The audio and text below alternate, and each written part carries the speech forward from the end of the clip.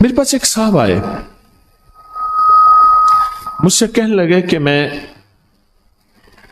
ایک عمل کا عامل ہوں، لوگوں کو الرجی ہو جاتی ہے، پھوڑے پھنسیاں ہو جاتے ہیں، میں دم کرتا ہوں وہ ٹھیک ہو جاتا ہے، کسی کو سانپ کاٹ جائے میں دم کرتا ہوں ٹھیک ہو جاتا ہے، بچھو بھیڑ کوئی زہریلی چیز کھاٹ جائے میں دم کرتا ہوں لوگ ٹھیک ہو جاتے ہیں، میں دم کرتا ہوں لوگ ٹھیک ہو جاتے ہیں۔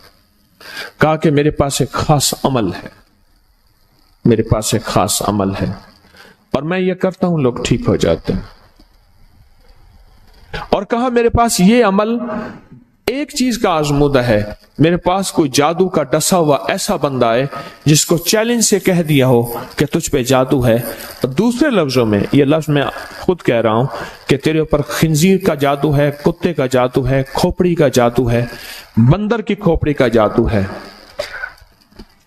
مجھے بندہ کہنے لگا کہ کوئی جادو کالے سے کالا، خطرناک سے خطرناک بندش ہو، میں اس عمل کو کر کے دیتا ہوں لوگ ٹھیک ہو جاتے ہیں۔ کہا بندھے ہوئے، زنجیروں میں الجھے ہوئے، بندشوں کے مارے ہوئے ٹھیک کرتا ہوں۔ کہا کہ میں چاہتا ہوں وہ ورد میں آپ کو دے دوں، آپ لوگوں سے نہیں چھپاتے، تو میں کہتا ہوں میں بھی آپ سے نہ چھپاؤں، میں کہ تیری مہربانی ہے دے دے۔ اور میں آپ سے بھی عرض کروں گا، آپ کا کوئی آزمودہ عمل ہے، خواتین بھی مستورات بھی آپ بھی، کوئی نقش ہے، کوئی تعویذ ہے، کسی مقصد کے لیے آزمایا ہے، ضرور لکھیں، اس کے فائدے وضاحت سے لکھیں، اس کی ترتیب وضاحت سے لکھیں، کوئی ٹوٹکا آزمایا ہے ضرور لکھیں، انسانیت کو نفع ہوتا ہے۔ تو میں نے کہا بتا دیں مجھ سے کہنے لگا کہ میں نے درود ابراہیمی کا چلہ کیا ہوا ہے، میں نے درود ابراہیمی کا چلہ کیا ہوا ہے، میں ان سب مقاصد کے لیے درود ابراہیمی پڑھتا ہوں، اور میں درود ابراہیمی پڑھتا ہوں اور پڑھ کے کسی کو دم کر دیتا ہوں، کسی پہ تھتکار دیتا ہوں، کسی پہ کیا کرتا ہوں، بس میرے پاس درود ابراہیمی ہے اور میں درود ابراہیمی سے سارے کام لیتا ہوں۔ کہا کہ یہاں تک کہ میں سفر میں جاتا ہوں اور میری چاہت ہوتی ہے کہ میں یہ کھانے کو مجھے ملے، یہ پینے کو ملے، مجھے اس طرح کی رہائش ملے، اس طرح کہا درود ابراہیمی پڑھتا ہوں، مجھے یقین ہے اور ویسے ہو جاتا ہے۔ سوچیں جس درود ابراہیمی کو نماز میں میرے کملی والے نے اس کا انتخاب کیا ہے، وہ کوئی چیز آخر ہوگی نا، سوچیں تو صحیح، آخر وہ کوئی چیز ہے صحیح، ایسے تو نہیں ہے، وہ چیز ہے ایسے تو نہیں ہے۔ کہا کہ میرے پاس درود ابراہیمی ہے، میرے پاس درود ابراہیمی، اور میں لوگوں کا اس سے علاج کرتا ہوں اور لوگ ٹھیک ہوتے ہیں، ان کے مسئلے حل ہوتے ہیں، ان کی بندش جادو ٹوٹ جاتے ہیں۔ تو میں تو چاہتا ہوں کہ آج ہم یہ درود ابراہیمی کا عمل کریں، انشاءاللہ یہ تاثیر بھی مل جائے گی، اور ساتھ جو برکت کی چاہت ہے کہ اللہ کبھی مجھ سے برکت نہ چھیننا، ایسا نہ ہو میں یا میری نسلیں ٹکڑے ٹکڑے دانے دانے قطرے قطرے کے محتاج بن جائیں۔ اللہ مجھ سے کبھی برکت نہ چھینا، ایسا نہ ہو کہ میں ٹھوکریں کھاؤں در در کی، اے سخی آقا مجھ سے برکت نہ چھیننا کہ میرے اندر بس سب کچھ ختم ہو جائے اور میں دنیا کے سامنے ذلیل بن جاؤں اور لوگ مجھ پہ ہنسیں۔ اللہ مجھ سے برکت نہ چھیننا اور میری نسلوں سے برکت نہ چھیننا۔ برکت صحت میں، برکت نظر میں، برکت یادداشت میں، برکت اعضاء میں، برکت جگر میں، برکت گردوں میں، برکت دل میں، برکت خون میں، برکت تلی میں، برکت معدے میں، برکت اعضاء میں، برکت صحن پٹھوں میں، جسم کے ہر حصے میں برکت، روح میں برکت، دل میں برکت، پھر مال میں برکت، جان میں برکت، اولاد میں برکت، صحت میں برکت، عزت میں برکت، خود برکت میں برکت، کہ یہ برکت مجھ سے نہ چھنے اور مجھ سے نہ چھنے اور میری نسلوں سے نہ چھنے، اور اللہ پاک حلال طیب طاہر یہ برکت مجھے اور میری نسلوں کو دیتا رہے۔ آپ یہ چاہتے ہیں؟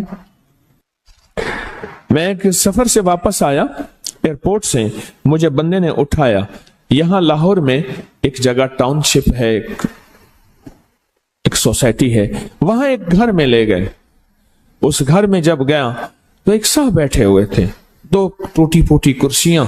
एक कहा कि मैंने इनको अपने घर में जगह दी हुई है, और उन्होंने कहा मेरा नाम ये है, मेरे पास एक जहाज सेसने होता था और मेरा सिक्का चलता था और मेरे पास दौलत और माल थी और मुझसे बरकत रूठ गई. अल्लाहुम्मा बारिक अला मोहम्मद. ये देखें, वाला आले मोहम्मद.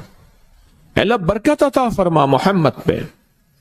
अल्लाह उनके तस्करों में बरकत दे, अल्लाह उनके नामों में बरकत दे, अल्लाह उनके जज्बों में बरकत दे, उनके सुनने में बरकत दे, उनके सोचने में बरकत मिलती है, उनको देखने से बरकत मिलती है, उनके तस्करों से बरकत मिलती है, उनके लिखने से बरकत मिलती है, उनको उनके तस्करे मिल बैठ के जो अभी हम करेंगे इससे बरकत मिलती है. कितने लोग होंगे जिंदगी में जो आपके मेरे सामने माल था, दौलत थी, रिस्क था, सेहत थी, इज्जत थी और उनका सिक्का चलता था, और आज वही लोग हैं जिनको कोई जानते नहीं और उनसे बरकत रूठ गई, उनसे बरकत रूठ गई.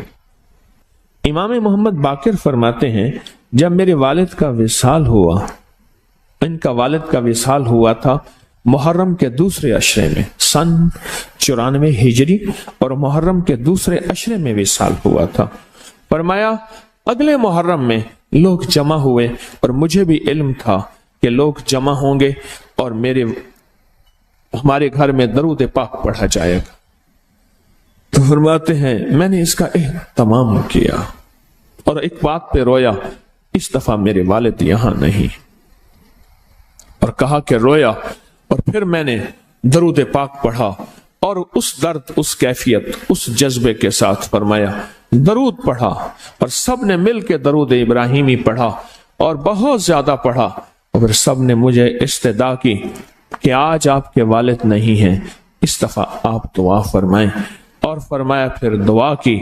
उसमें कर्ज के परेशान भी थे, जिनके कर्जे थे, कोई ऐसे थे जिनकी औलाद नहीं थी, जो ऐसे थे जिनका कारोबार या फक्र था, जिनके पास गुर्बत और तंगदस्ती थी, कोई ऐसे भी थे जिनके ऊपर हालात, मसाइल, मुश्किलात.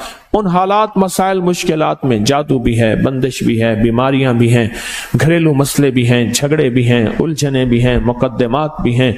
उन हालात और मसाइल में नाकामियां, परेशानियां, ये सारी चीजें लोग जमा हो जाते हैं और फरमाया कि वो खुशहाल हो जाते हैं.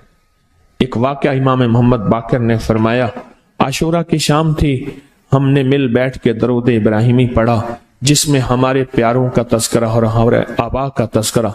और फरमाया दरूद इब्राहिमी पढ़ा. एक शख्स बिल्कुल मुफलिस था और वो यमन की किसी बस्ती से आया था. आशूरा के दिन कितने दिन का सफर करके आया था. उसकी कमजोर सी ऊँटनी थी, उसके पास भी खाने को नहीं था, उसकी ऊँटनी के पास भी खाने को कुछ नहीं था. वो आया और आके दुआ में शामिल हुआ और हमारे साथ बैठ के दरूद इब्राहिमी पढ़ता रहा. कहा वो बद्दू था, उसे दरूद इब्राहिमी सही पढ़ना भी नहीं आता था. हम देहाती कहते हैं, अरब में उसको देहात में रहने वालों को बद्दू कहते हैं. उसको पढ़ना ही नहीं आता था. और कहा हमारे अमल में शामिल हुआ.